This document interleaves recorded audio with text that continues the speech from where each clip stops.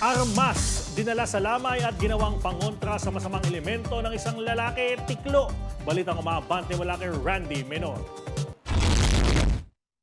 Kalaboso ang 41 taon gulang na tricycle driver pagkatapos makuhanan ng baril sa isang lamay sa barangay Bayubay Norte, San Vicente, Ilocos, Miyerkules ng madaling araw.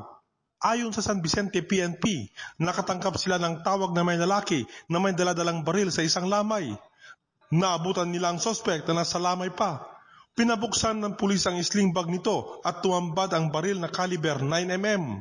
Walang may pakitang lisensya at permit ang sospek at idinahilan na lamang niya na may baril ito na proteksyon lamang niya umano sa masasamang elemento o anting-anting. Masasampahan ito ng reklamong paglabag sa Omnibus Election Code at Republic Act 10591 o Illegal Possession of Firearms and Ammunitions. Ako si Randy Menor ng Abante Radio. Itong balitang mabilis, mabangis, walang mintis.